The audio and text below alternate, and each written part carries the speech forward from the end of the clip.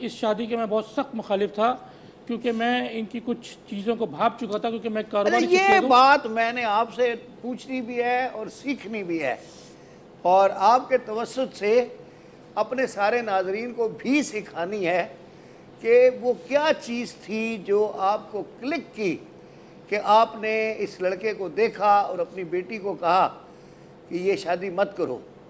तो ये क्या मतलब आपका असेसमेंट किस तरह से था, ये हमें भी सिखाएं। ख्वाजा साहब, मेरा हम सीखना चाहते बड़ा हैं। नाकिस तजुर्बा है। मैं कारोबारी शख्सियत हूँ और मुख्तलिफ़ किस्म के लोगों से हमारा मिलना जुलना रहता है। और जहाँ तक सीखने का अमल है, तो आप सीखने का अमल जो है वो एक दिन के बच्चे से भी कोई चीज़ सीख सकते हैं। हम आपसे सीखना चाह रहे हैं जी।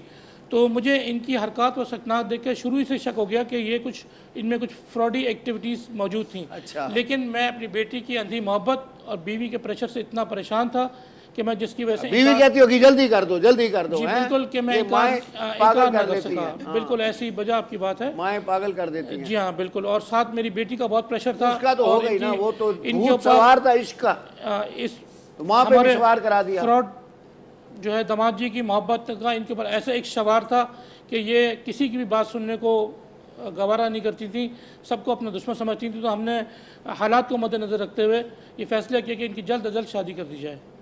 और जैसे कि शादी हो गई, फिर वलीमे की इन्होंने बात की कि जी मेरे कज़न आएंगे, उसके बाद वलीमा होगा, और इनका कोई रिश्तेदार शरीक नहीं हुआ।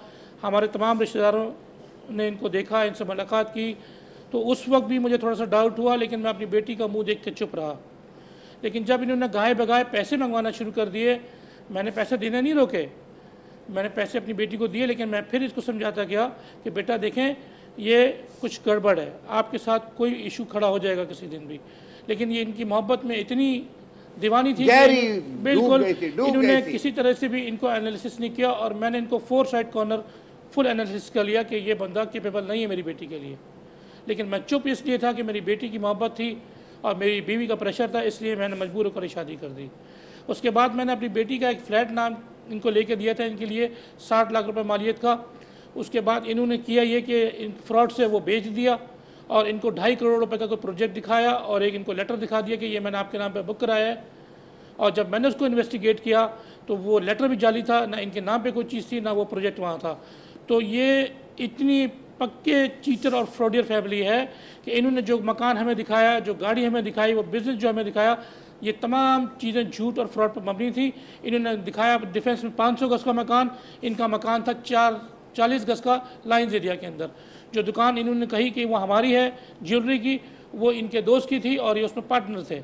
और जो गाड़ी इन्होंने दिखाई कि ये हमारी है, वो इनके दोस्त के नाम पर थी, वो इनकी नहीं थी। तो इतना मुस्तनद इन्होंने फ्रॉड हमारे साथ किया कि मेरी बेटी इस चीज़ को नहीं समझ सकी, क्योंकि ये नादान है।